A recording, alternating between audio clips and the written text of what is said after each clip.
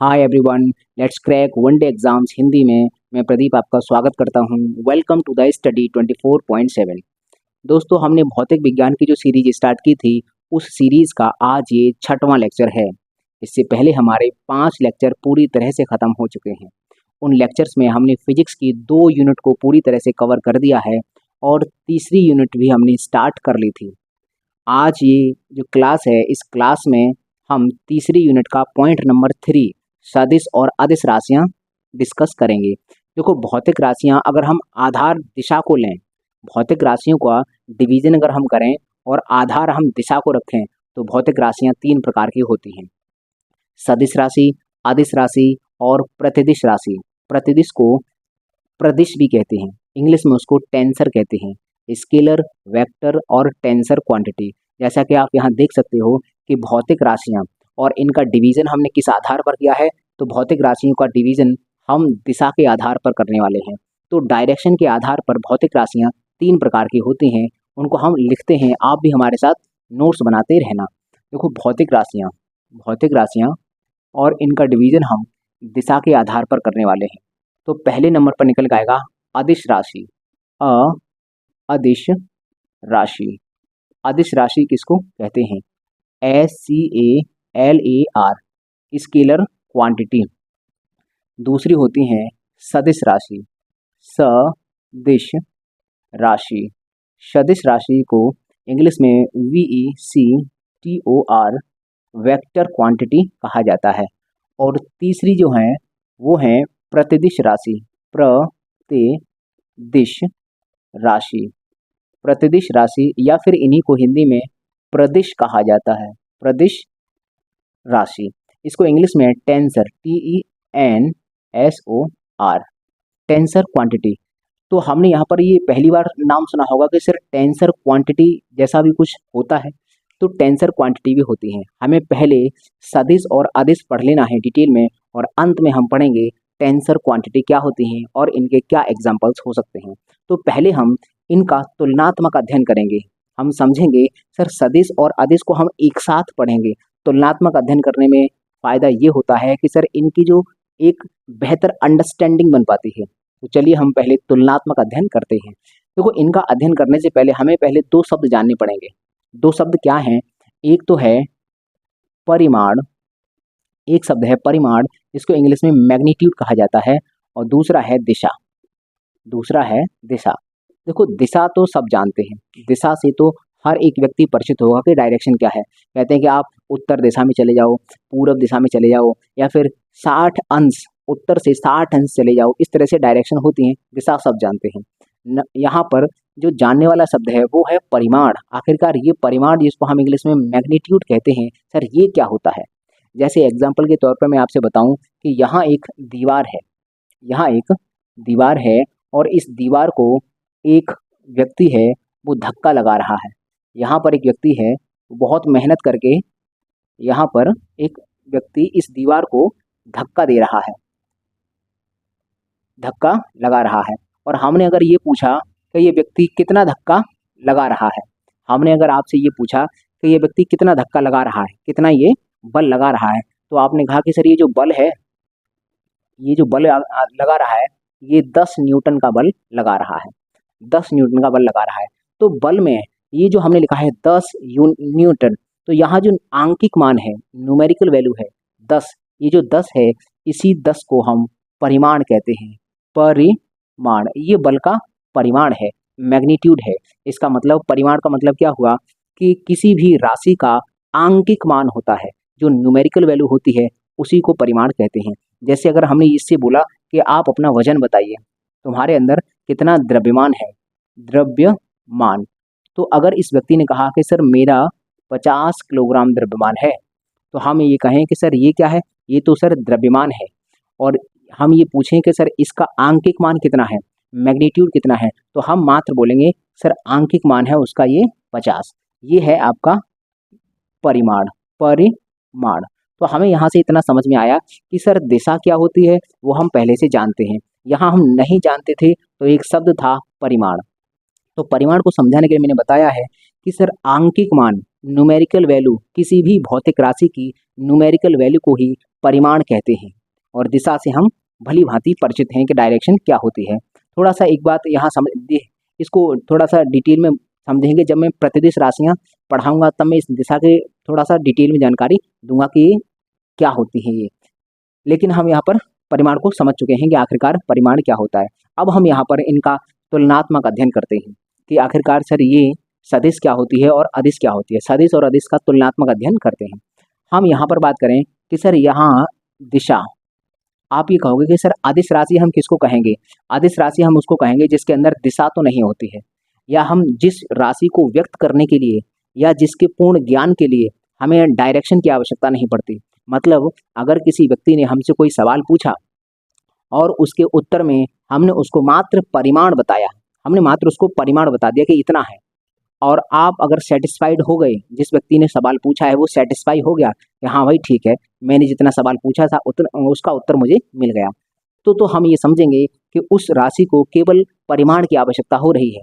और अगर डायरेक्शन की आवश्यकता नहीं है तो फिर वो केवल अदिश राशि है। तो अदिश राशि वो होती है जो दिशा की आवश्यकता जिसके लिए नहीं होती, लेकिन परिमाण इसके लिए परिमाण की आवश्यकता होती है। हम उदाहरण से समझते हैं कि सर कैसे। जैसे हमने अभी द्रव्यमान कहा था, हम उदाहरण एग्जाम्पल समझेंगे। एग्जाम्पल कि द्रव्यमान, अगर किसी व्यक्ति ने, अगर हम मानते हैं कि कोई व्यक्ति है मोहन, उसका द्रव्यमान किसी दूसरे व्यक्ति ने पूछा कि आपका कितना द्रव्यमान है, तो उसने कहा कि मेरा द्रव्यमान 50 किलोग्राम है। अगर उसने बोल दिया कि जो हमारा द्रव्यमान है वो 50 किलोग्राम है, तो एक बात बताइए, अगर मैं ही चलो किसी से पूछता हूँ कि आपका द्रव्यमान कितना है और उस व्यक्ति ने कहा है कि मेरा द्रव्यमान 50 किलोग्राम है, तो क्या मैं सेटिस्फाई हो जाऊंगा इतनी बात से? क्योंकि मैंने जो सवाल पूछा था उसका उत्तर मिल चुका है, बिल्कुल मिल चुका है, इतने से ही मिल गया। मतलब केवल इसको बताया। क्या कभी उत्तर देने वाला व्यक्ति ये बोलेगा कि मेरा द्रव्यमान 50 किलोग्राम है पीछे की तरफ, तो वो ऐसे देखेगा कि कहाँ है भाई पीछे की तरफ? क्या कभी किसी ने बोला है? क्या कभी कोई ये बोलता है कि मेरा 5 किलोग्राम उत्तर की तरफ है और 6 किलोग्राम इधर है और 5 किलोग्राम पीछे और 10 किलोग्राम आगे है? ऐसा कभी कोई बोलता है? नहीं बोलता। क्योंकि ये जो द्रव्यमान है, इसकी ये जो राशि है द्रव्यमान, इस राशि की पूर्ण जानकारी मात्र परिमाण से हो जाती है। केवल परिमाण बता दो, फिर उसकी दिशा बताने की कोई आवश्यकता नहीं है। तो केवल परिमाण, तो वे भौतिक राशियां जिनको व्यक्त करने के लिए केवल परिमाण की आवश्यकता होती है, केवल परिमाण बता दो, उन राशियों की हमें संपूर्ण जानकारी हो जाएगी। तो ऐसी भौतिक राशियों को अदिश राशि कहते हैं। तो हम यहाँ पर थोड़ी सी परिभाषा इसकी लिख देते हैं कि क्या है। वे भौतिक राशियां, वे भौतिक राशियां जिनको व्यक्त करने के लिए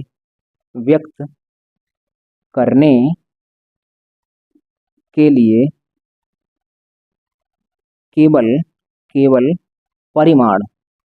की आवश्यकता होती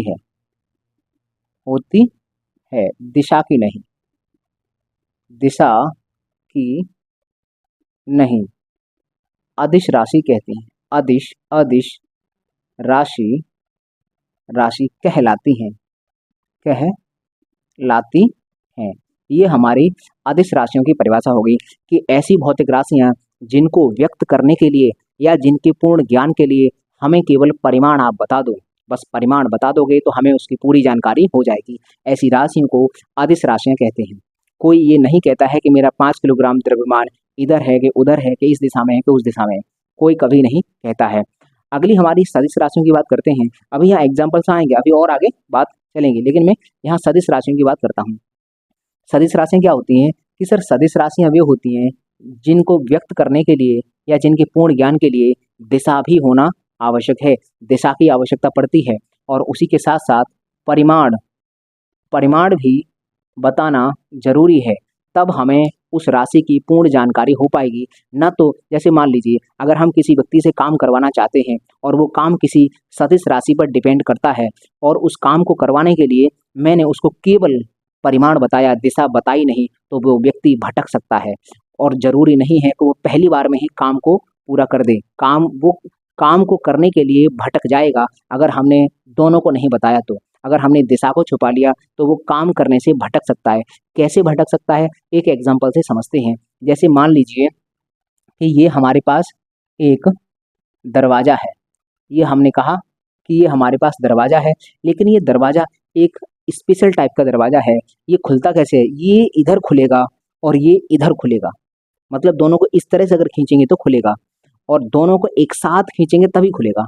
अगर आप एक को खींचने की कोशिश करोगे तो नहीं खुलेगा, दोनों को खींचना पड़ेगा। क्योंकि हमने यहाँ पर एक ऐसा बटन लगा रखा है कि जब दोनों दबेंगे तभी ये खुलेगा। स्पेशल टाइप का हमारा गेट है।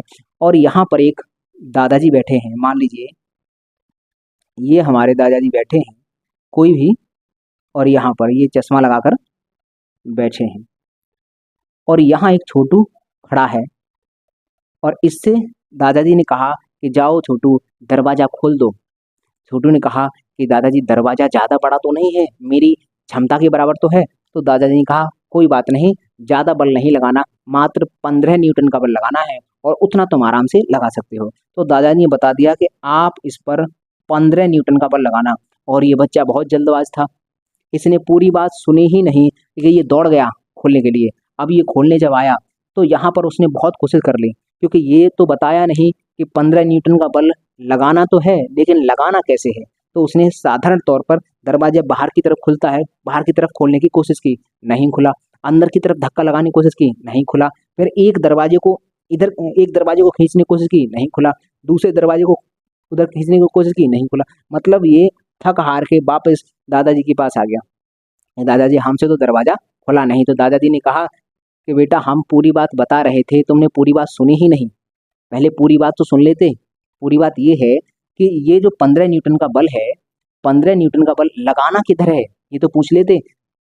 तब इन्होंने बताया कि 15 न्यूटन का बल लगाना है, जो पहला वाला जो गेट है उसको इधर खींचना और दूसरे वाले गेट को उधर खींचना, दोनों को एक साथ इस तरह से खींचोगे तो खुलेगा।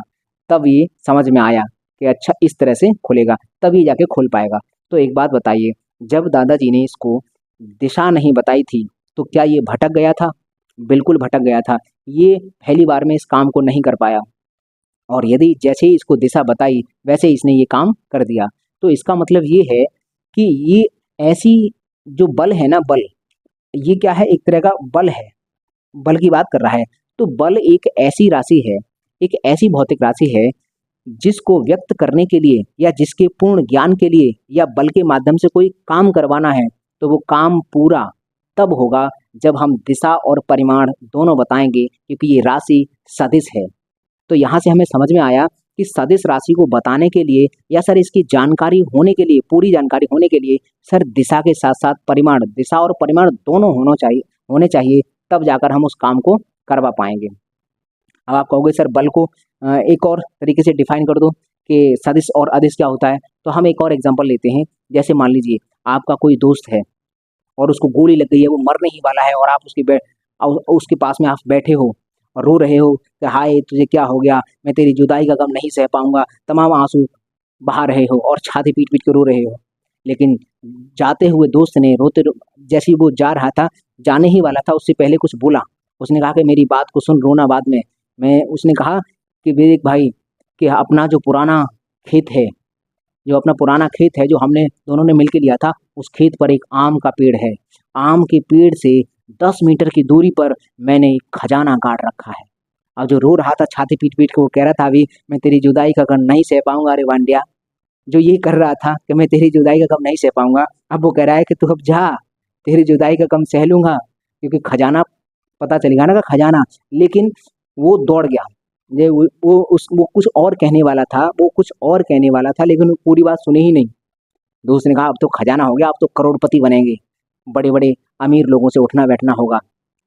उसको वहीं छोड़ गया, पूरी बात नहीं सुनी उसने, इतनी ही बात सुनी और दौड़ गया खजाने की तरफ। अब वो बेचारा चला गया, उसको तो अंतिम समय था तो वो तो चला गया, लेकिन इसने पूरी बात नहीं सुनी। इसने बस इतना सुना कि हाँ 10 मीटर दूरी पर, उस पेड़ से 10 मीटर दूरी पर है। अब मान लीजिए कि ये पेड़ है, वही पेड़ है जिस पेड़ के नीचे खजाना है, जिस पेड़ के पास में खजाना है। अब इस पेड़ के पास में वो आया। अब दिमाग खुजाने लगा कि अब उसके दिमाग में आया कि यार मैंने पूरी बात नहीं पूछी शायद, उसने 10 मीटर तो बताया, अब 10 मीटर किधर है? उसने कहा कि चलो इधर देखता हूँ खोद के। ये 10 मीटर यहाँ पर, यहाँ खोदना स्टार्ट किया।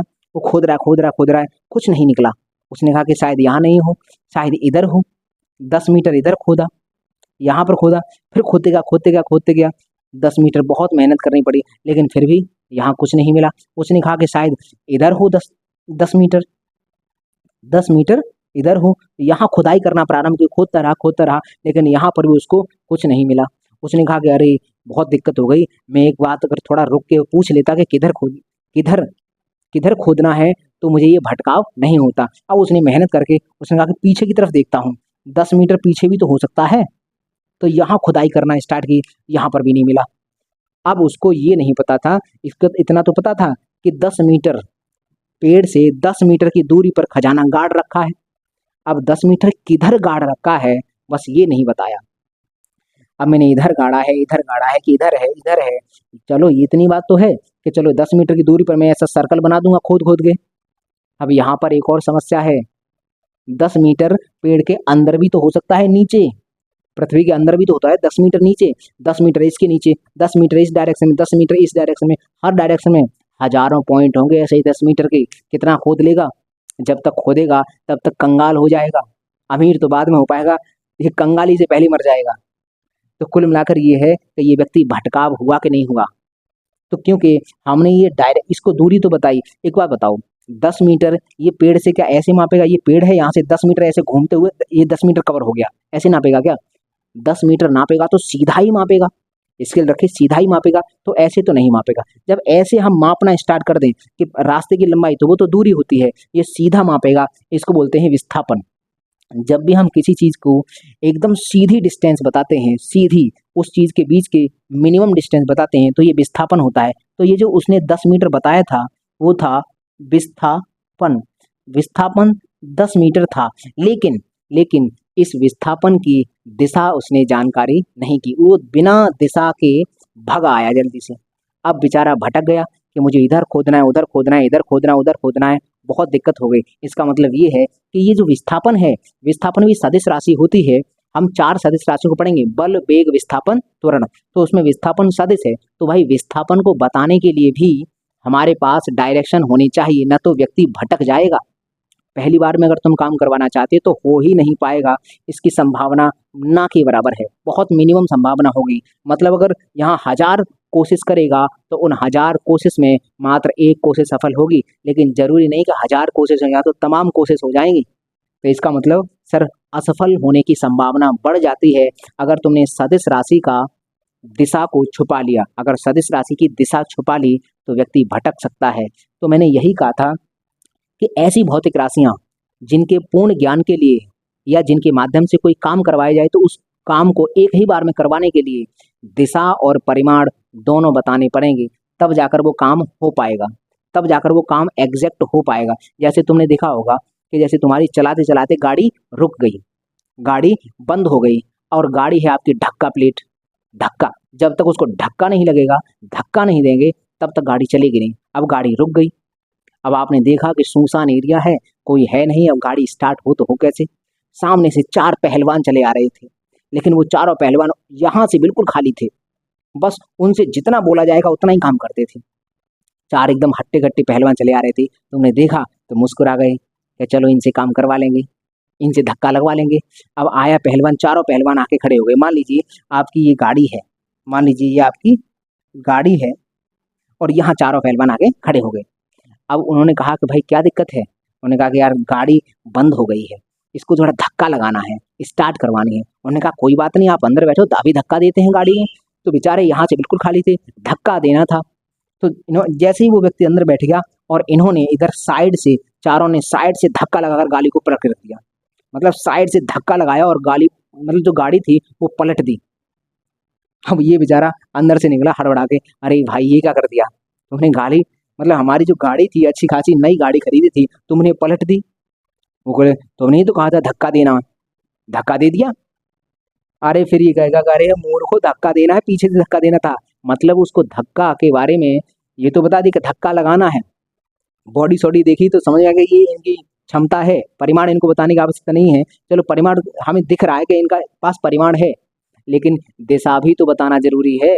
उसको बताना था भाई साहब धक्का लगाना है, पीछे से लगाना है गाड़ी में धक्का, क्योंकि जब भी कोई गाड़ी में धक्का लगवाता है तो बता देता है ना, ऐसा करो सब लोग पीछे से धक्का लगाओ गाड़ी में जाके, ऐसे बोलते कि नहीं बोलते? इसका मतलब जो कहते हैं ना कि पीछे से जाके धक्का लगाओ, या फिर कभी कभी कहते हैं कि ऐसा करो सब लोग आगे आओ, आगे आओ, आगे से धक्का लगाओ पीछे की तरफ, तो ये हम दिशा बताते हैं। इसका मतलब धक्का जो है ना, धक्का वो भी एक प्रकार का बल होता है। तो इसका मतलब बल को बताने के लिए या फिर बल से कोई काम करवाने के लिए, वो काम एक बार में हो जाए और सही हो जाए, तो हमें दिशा और परिमाण दोनों की आवश्यकता पड़ती है। तो इसका मतलब सदिश राशि की परिभाषा क्या हुई कि वे भौतिक राशियां जिनको व्यक्त करने के लिए या जिनके पूर्ण ज्ञान के लिए या जिनके माध्यम से कोई काम एक ही बार में करवाने के लिए दिशा और परिमाण दोनों की आवश्यकता पड़ती है, ऐसी भौतिक राशियों को सदिश राशियां कहते हैं। तो मैं यहाँ पर इनकी परिभाषा लिखूंगा। कहाँ लिखूं परिभाषा? यहाँ तो जगह नहीं दिख रही है, चलो थोड़ी सी जगह बना लेते हैं यहाँ पर, यहाँ बना लेते हैं। कहाँ बनाए भाई? चलो यह इधर लिख देते हैं यहाँ पर। ये जो सदिश राशि की परिभाषा है यहाँ लिख देते हैं यहाँ पर कि वे भौतिक राशियां, वे भौतिक राशियां राशियां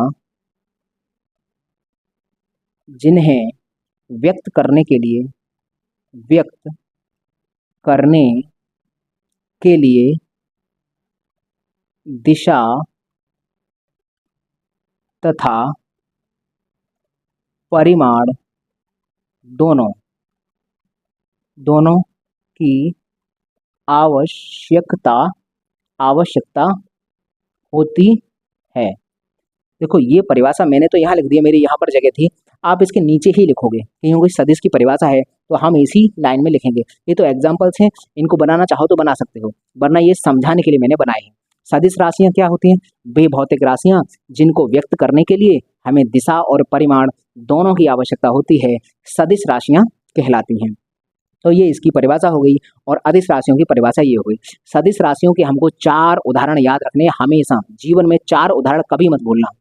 बल विस्थापन वेग त्वरण, बल विस्थापन वेग त्वरण, एकदम रट लेना इस लाइन को, बल विस्थापन वेग त्वरण, बल विस्थापन वेग वेग त्वरण। तो बल विस्थापन वेग और त्वरण 4 सदिश राशियों को हम याद कर लेंगे। तो हम एग्जाम्पल की बात करते हैं सर, उदाहरण है तो बल विस्थापन विस्थापन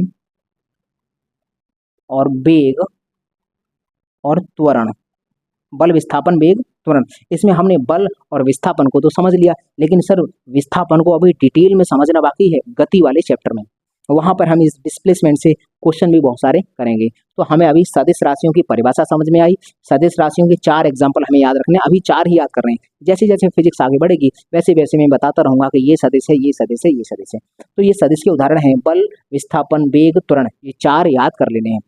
अगर हम आदेश की बात करें तो सर आदेश में क्या होता है? आदेश के एग्जाम्पल से बताओ। आदेश का एग्जाम्पल है द्रव्यमान, द्रव्यमान, द्रव्यमान होता है द्रव्यमान, क्षेत्रफल, क्षेत्रफल।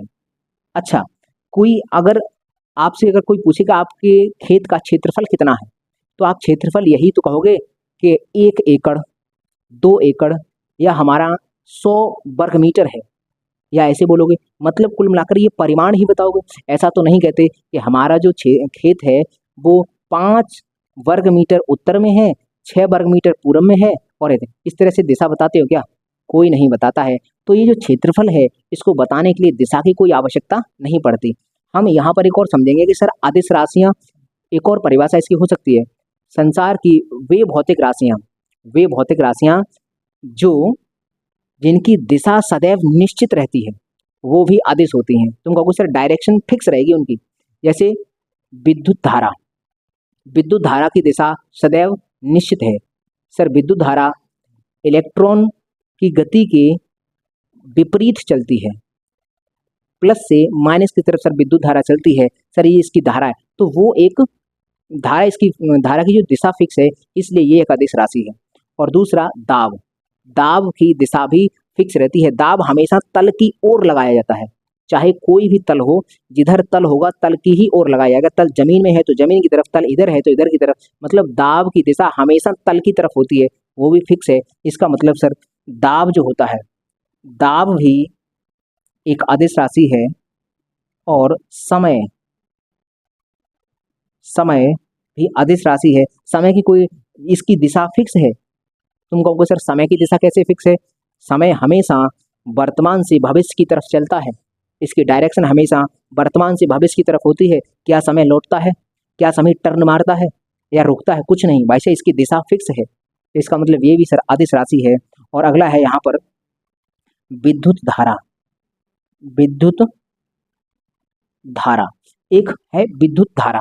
तो कुल मिलाकर ये हमारी अदिश राशियों में ये 5 हमने लिखाई और सदिश राशियों में आपको ये 4 लिखाई। तो अब हमें यहाँ एक बेसिक नॉलेज हुई कि सर सदिश क्या होती है, अदिश क्या होती है। अभी हम सदिश की एक बात और बताएंगे और सदिश के बारे में बताएंगे।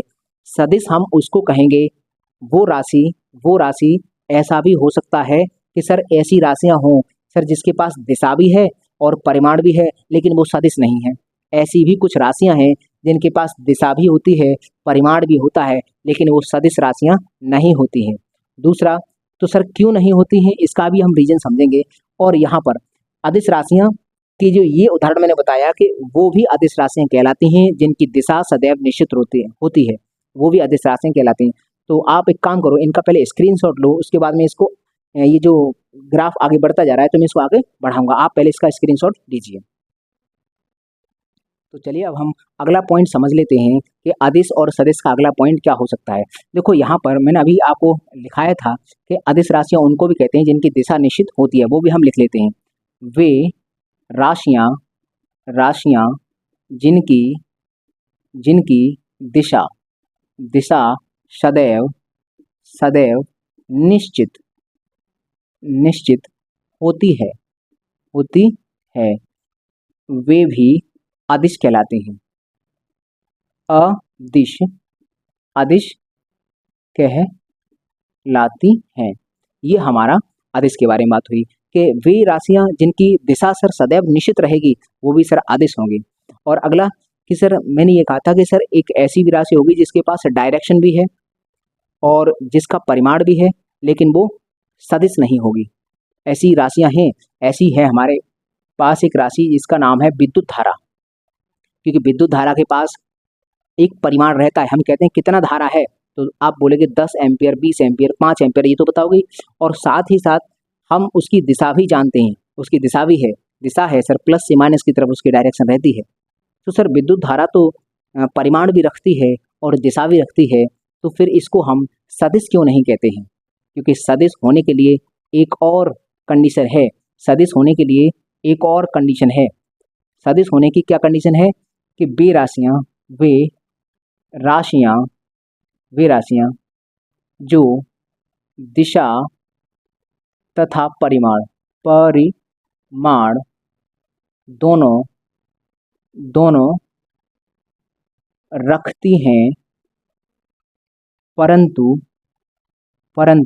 रखती हैं परंतु वेक्टर सदिशों के योग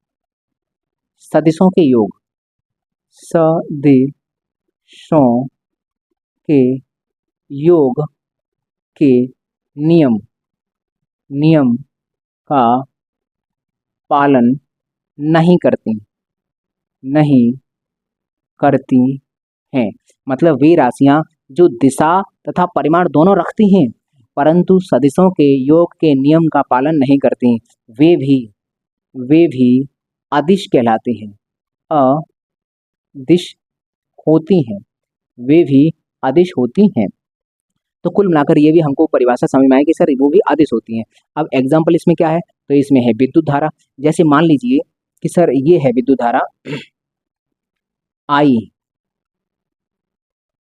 ये मैं मानता हूं इसमें 10 एम्पियर की धारा और इसमें 5 एम्पियर की धारा है, तो इस वाले तार में 15 एम्पियर की धारा हो जाएगी। ये सीधा सीधा जुड़ जाता है।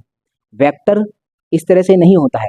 वेक्टर तो अगर वेक्टर का एडिशन करेंगे तो दूसरे तरीके से होगा। जैसे मान लीजिए एक बल है, इस पिंड पर मैंने यहाँ पर 10 न्यूटन का बल लगाया है और इधर मैंने 7 न्यूटन का बल लगाया है और मैं कहूँ कि इस पर कितना बल है, तो आप ये नहीं बोल सकते कि 10 और 7 17 न्यूटन का बल होगा। ये कहना गलत है। 17 न्यूटन का बल, क्योंकि ये जो वेक्टर है ये दिशा को रिप्रेजेंट करता है, मतलब दिशा महत्व रखती है। ये दिशा अलग अलग होने के कारण ये साधारण तरीके से नहीं जुड़ेगा। वेक्टर का जोड़ना घटाना अलग प्रकार से होता है। तो यहाँ पर क्या है, यहाँ तो सीधा सीधा जुड़ जाता है, इधर से 10 आई, इधर से 5 आई, तो इधर 15 हो गया। ये सीधा सीधा जुड़ जाती है, वेक्टर के नियमों का पालन नहीं करती। दूसरा, इनके बीच में एंगल कितना है, थीटा। अगर इस कोण को हम कम या ज़्यादा करेंगे तो इस पर कोई प्रभाव नहीं पड़ेगा। अगर मान लीजिए तुम कहोगे सर ये ऐसा करो कि थोड़ा सा इसको कोण एंगल छोटा कर दो, एंगल मैंने छोटा कर दिया, सर ये 10 एम्पियर आई और ये 5 एम्पियर आई, तो ये एंगल का कोई प्रभाव नहीं पड़ेगा, ये फिर 15 एम्पियर होगी। इसका मतलब सर ये जो दो तार आ रहे हैं, दो वेक्टर हैं, इन दो वेक्टर के बीच का एंगल या अगर मैं कम या ज़्यादा भी कर रहा हूँ तो इस पर कोई प्रभाव नहीं पड़ रहा है। इसका मतलब सर ये तो साधारण जो बीजगणित होता है उसके नियमों को फॉलो कर रहा है। साधारण बीजगणित में सीधा सीधा जोड़ देते हैं, वैसे ये जुड़ रहा है, लेकिन वेक्टर में ऐसा नहीं होता है। सदिश जो होती है वहाँ पर साधारण बीजगणित के नियम काम नहीं करते हैं। तो हम एक पॉइंट और लिखेंगे कि ये जो अदिश है, अदिश अदिश साधारण बीज गणित, साधारण बीजगणित जो हमने आज तक पढ़ा है, साधारण बीजगणित के नियमों का पालन करती है। अगर कोई अदिश राशि है तो साधारण बीजगणित के नियमों का वो पालन करेगी, लेकिन अगर कोई सदिश राशि है तो वो साधारण बीजगणितों का नियम, जो बीजगणित के जो नियम है उनका पालन नहीं करती है, उनके अलग ही गणित है।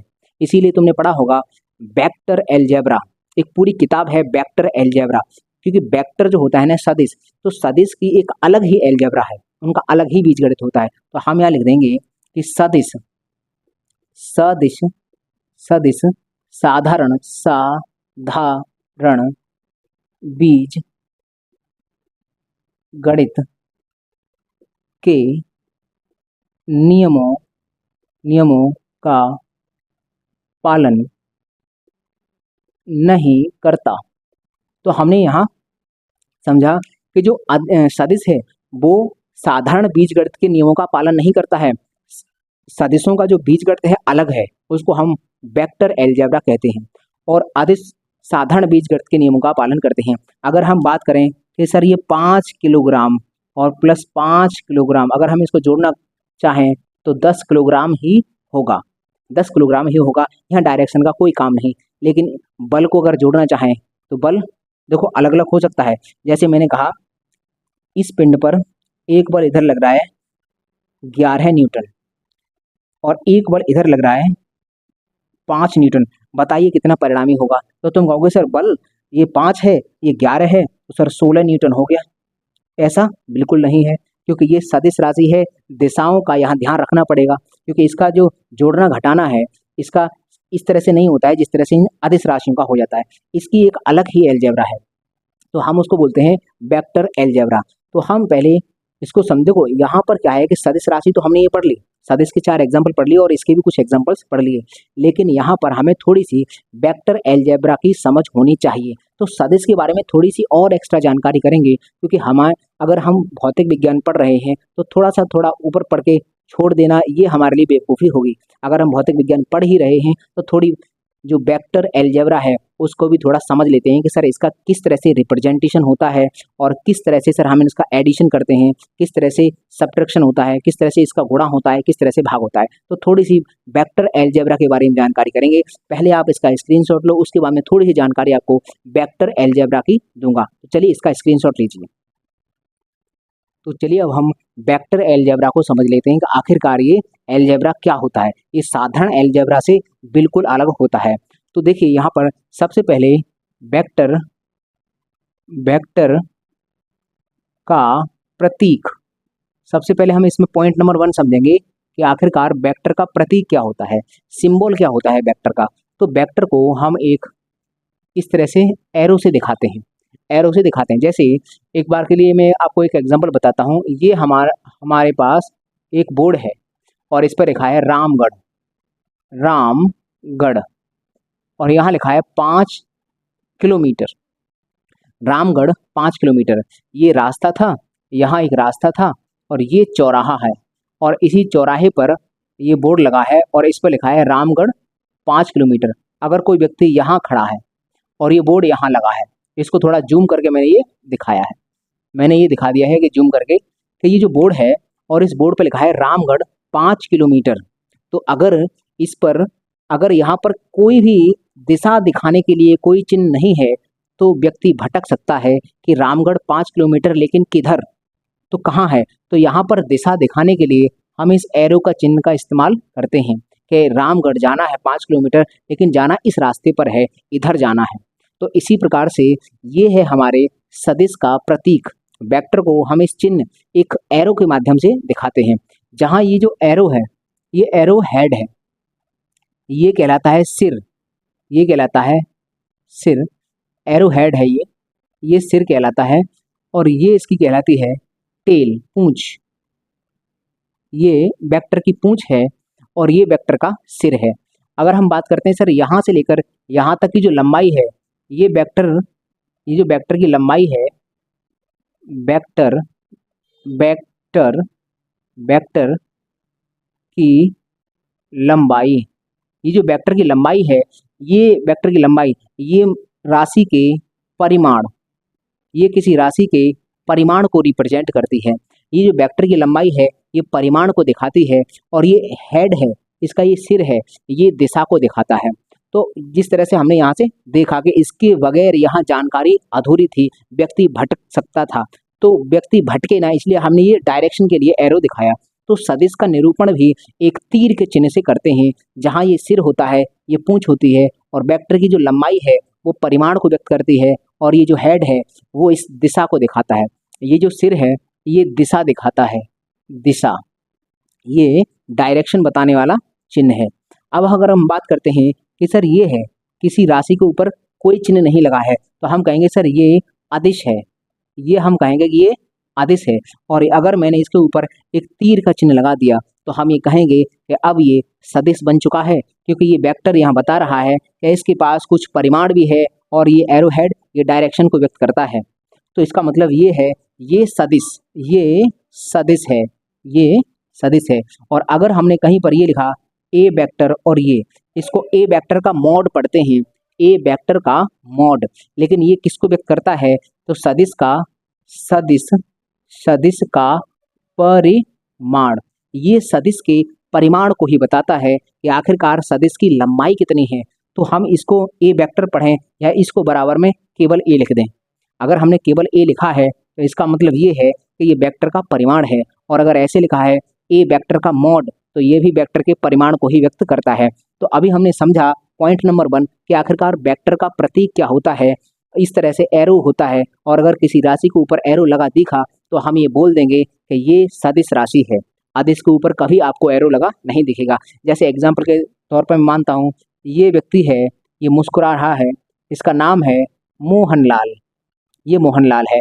और अभी अगर देखें तो मोहनलाल बेचारा, चलो हम लिख देते हैं मोहन, MOHAN, ये मोहन है। और यहाँ पर ये व्यक्ति है, ये सोहन है, SOHAN, ये सोहन है। अब हम अगर बात करें, हमने सोहन के ऊपर लगा दिया इस तरह एरो हेड, तो हम पूछें कि इसमें से सदिश कौन है तो हम कहेंगे सर सदिश तो सोहन है। ये सर मोहन आदिश है। क्यों आदिश है कि सर इसके ऊपर तो कोई चिन्ह नहीं लगा है। तो अगर हमें बीजगणित की किसी राशि के ऊपर चिन्ह लगा दिख जाए एरो तो समझ जाना कि वो सदिश है। तो सदिश का ये रिप्रेजेंटेशन एरो से करते हैं। अब हमें पॉइंट नंबर 1 हम समझ में आ गया कि सर सदिश का प्रतीक होता है। तो नंबर 2 कि सर अगर सदिश का प्रतीक ये होता है तो सदिश का सर स्थानांतरण कैसे होता है।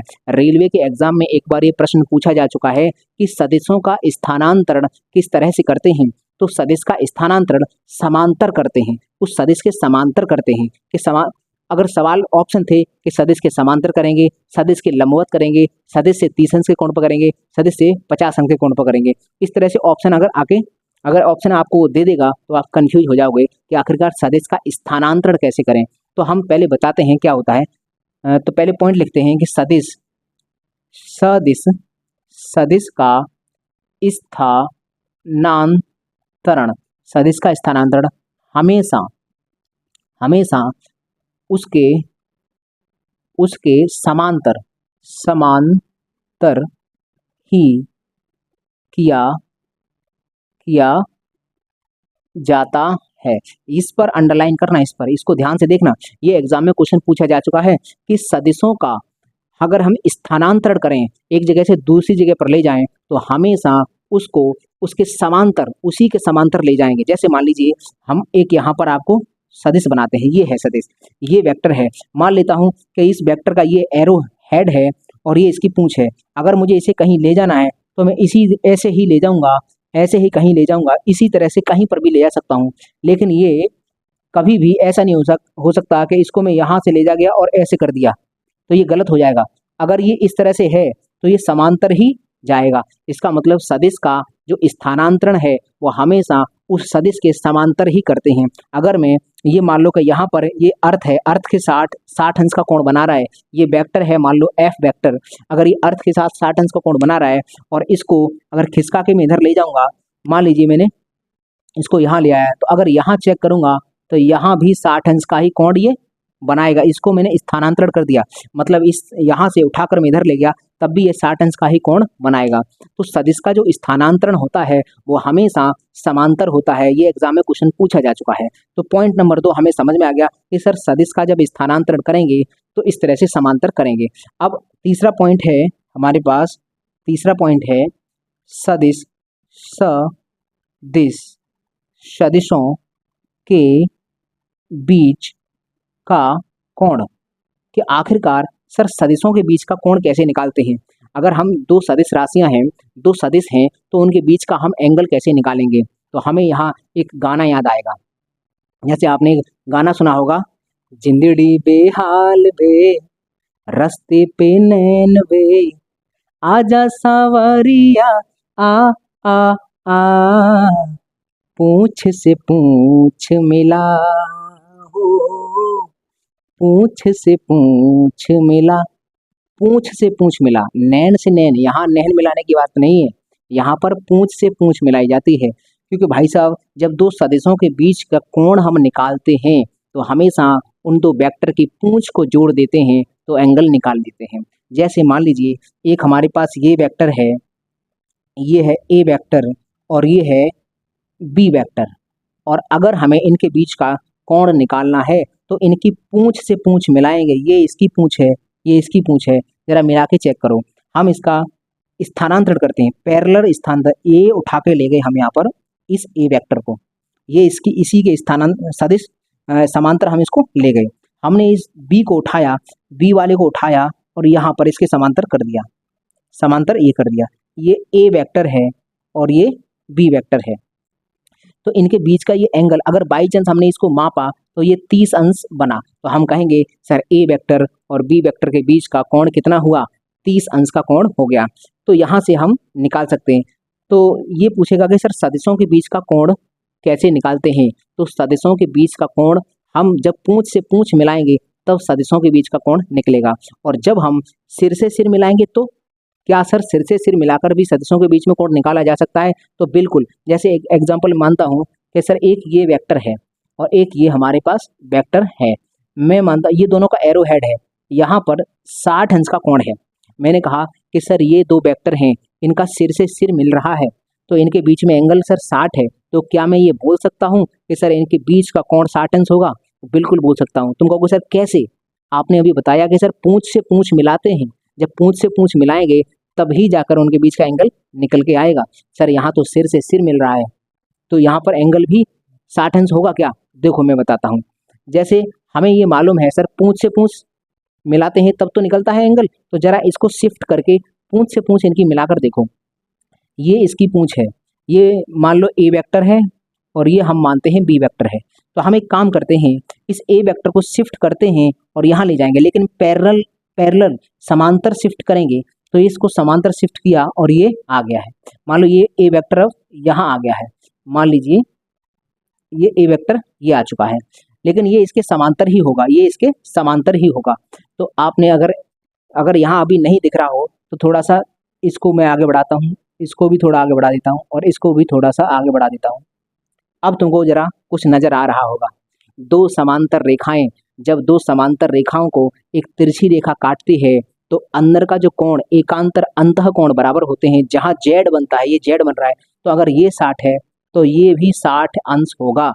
इसका मतलब ये है कि सर इनके सिर के बीच में दोनों के सिर मिला दिए थे तब 60 अंश का कोण था, तो जब पैर मिलाए तो पैर मिलाने पर भी 60 अंश का कोण निकल के आया। इसका मतलब ये है कि जब दो वेक्टर के बीच में हम कोण निकालते हैं तो या तो सिर से सिर मिला दो या फिर पूंछ से पूंछ मिला दो, दोनों ही माध्यम से हम उनके बीच का एंगल निकाल सकते हैं। तो चलिए पहले आप इसका स्क्रीनशॉट लीजिए, उसके बाद मैं यहाँ से 2-3 सवाल आपको कराता हूँ कि आखिरकार वो सवाल क्या है जो आपको ही निकालना है कि दो सदस्यों के बीच का एंगल मैं पूछूंगा, आपसे बस 3 सवाल पूछूंगा। तो पहले इसका स्क्रीनशॉट लीजिए।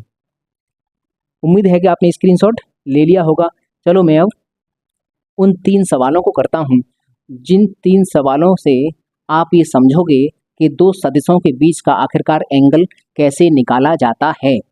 तो वो 3 क्वेश्चन हैं, मेरे साथ ही डायग्राम बना लेना क्योंकि बाद में आपको टाइम नहीं मिलेगा। मान लीजिए हमारे पास एक वेक्टर ये है, एक वेक्टर ये है और एक वेक्टर है ये 30 अंश का कोण पर है ये वाला। ये ए वेक्टर है, ये बी वेक्टर है और ये सी वेक्टर है।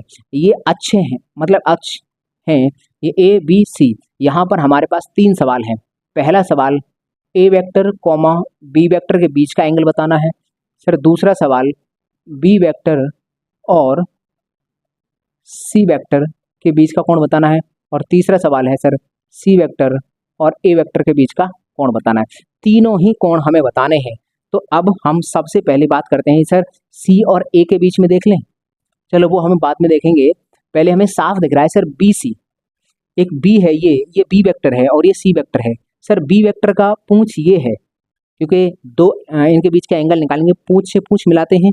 तो सर बी वेक्टर की पूंछ ये है और सी वेक्टर की भी पूंछ ये है और ये एंगल कितना है भाई, ये एंगल है 90 अंश। तो हम कहेंगे सर बी वेक्टर और सी वेक्टर के बीच का एंगल तो 90 अंश होगा, लेकिन बाकी के दोनों कोण निकालने के लिए हमें एक वेक्टर को शिफ्ट करना होगा। ये जो वेक्टर है, इस वेक्टर का ये ए वेक्टर है, इसका यहाँ पर सिर है, पूंछ इसकी यहाँ पर है, तो हम इसको शिफ्ट करके आगे ले जाएंगे। इसको शिफ्ट करके हम थोड़ा हम डैश से दिखा दे रहे हैं डॉट से कि ये हमने इस वेक्टर को शिफ्ट कर लिया है, ये हमारा ए वेक्टर आ चुका है। अब हमें एक और बात याद होगी कि जब भी दो रेखाएं जो सीधी रेखाएं एक दूसरे को काटती हैं तो आमने सामने के कोण बराबर होते हैं, अपोजिट एंगल बराबर होते हैं, इनको शीर्षाभिमुख कोण बोलते हैं। ये वाला एंगल इसके बराबर होगा और ये वाला एंगल इसके बराबर होगा। तो ये एक सीधी रेखा हो गई और ये भी एक सीधी रेखा हो गई। तो अगर ये एंगल 30 है, ये एंगल अगर 30 है तो क्या ये भी एंगल 30 होगा? तो तुम कहोगे सर बिल्कुल ये भी 30 होगा।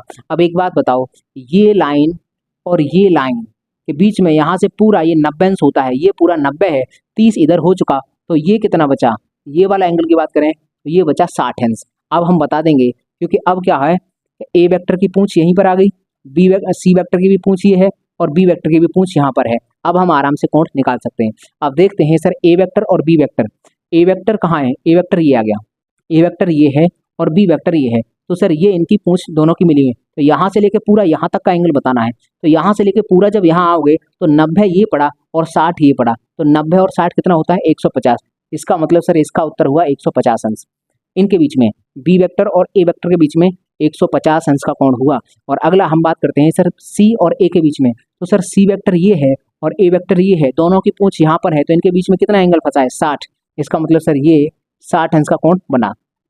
तो ये 3 सवाल हमारे वेक्टर से थे कि आखिरकार वेक्टर के बीच का हम एंगल कैसे निकालते हैं। तो हम एंगल निकालेंगे हमेशा पूंछ से पूंछ मिलाएंगे। वो गाना ही याद आएगा कि पूंछ से पूंछ मिला, ताल से ताल नहीं, पूंछ से पूंछ मिलानी होगी, तब जाकर हम वेक्टर के बीच का एंगल निकाल पाएंगे। तो इस तरह से ये सवाल आएंगे। देखो रेडियो ऑपरेटर का हुआ या फिर रेलवे का पेपर हुआ, उसमें ये क्वेश्चन आ सकता है। एक चित्र बनाकर दे देगा, पूछ लेगा कि ए वेक्टर और बी वेक्टर के बीच का एंगल बताइए, तो हमें वो बताना पड़ेगा।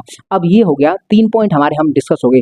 हमने प्रतीक देख लिया, हमने प्रतीक क्या है वो समझ लिया, प्रतिस्थापन या फिर स्थानांतरण हमने स्थानांतरण भी देख लिया और हमने बीच का कोण, वेक्टर्स के बीच में क्या कोण होता है, ये 3 पॉइंट डिस्कस कर लिए। हम यहाँ चौथा पॉइंट डिस्कस करेंगे सर वेक्टर का गुणन। हमें ये मालूम है कि सर जो वेक्टर है कभी भी साधारण बीजगणित को फॉलो नहीं करता है सर। वेक्टर हमेशा अलग प्रकार से, उसका एक अलग ही बीजगणित है, इसीलिए इसको वेक्टर अलजेब्रा हम कहते हैं। तो वेक्टर अलजेब्रा में जो सदिशों का जो गुणन है, वेक्टर अलजेब्रा में जो सदिशों का गुणन है वो दो प्रकार से होता है। तो कौन से वो प्रकार है? एक है डॉट गुणन, डॉट गुणन, इसको इंग्लिश में बोलते हैं scalar, SCALAR, scalar product, PRODUCT। तो स्केलर प्रोडक्ट का एक फॉर्मूला है, जैसे ए वेक्टर है और ये डॉट, यहाँ डॉट और ये बी वेक्टर, इसका फॉर्मूला क्या बनेगा? ए वेक्टर की लंबाई मतलब ए वेक्टर का परिमाण इंटू बी वेक्टर की लंबाई, बी वेक्टर का परिमाण, और कॉस थीटा। यहाँ थीटा क्या है? थीटा है ए वेक्टर और बी वेक्टर के बीच का एंगल। तो हमें ये फॉर्मूला याद रहे। अगला है सर क्रॉस गुणन। सदिशों का गुणन है वो दो तरीके से होता है, एक डॉट गुणन, एक क्रॉस गुणन। तो क्रॉस गुणन का क्या फॉर्मूला है? ए वेक्टर क्रॉस बी वेक्टर। यहाँ फॉर्मूला होता है ए वेक्टर की लंबाई इंटू बी वेक्टर की लंबाई, और यहाँ आता है साइन थीटा। थीटा है ए और बी के बीच का कोण। तो हमें याद रहे कि सर वेक्टर के बीच का अगर हमें गुणा करना है, सर दो सदिशों के बीच में अगर गुणा करना है तो गुणा दो प्रकार से होता है। यहाँ देखना पड़ेगा कि डॉट गुणन पूछा है कि क्रॉस गुणन पूछा है, क्योंकि दोनों ही ये हमारे सामने हो सकते हैं। अगर डॉट पूछा है तो ए बी कॉस थीटा लगेगा, और क्रॉस पूछा है तो ए बी साइन थीटा लगेगा। एक एग्जाम्पल में आपको उदाहरण देता हूँ। जैसे मान लीजिए एक बल ये लग रहा है F1, ये 10 न्यूटन का बल है, और एक F2 ये 30 न्यूटन का बल है, और इनके जो बीच का एंगल है वो एंगल है 30 अंश। इनके बीच का एंगल है 30 अंश। तो आप हमको ये बताइए सर इनका डॉट गुणन F1 vector dot F2 vector कितना होगा? तो हम जानते हैं सर F1 का परिमाण और F2 का परिमाण, और डॉट है ना, तो कॉस 30। तो F1 का परिमाण कितना है? 10 रखो, F2 का परिमाण कितना है? 30, तो वो रखो, और कॉस 30 की वैल्यू कितनी होती है?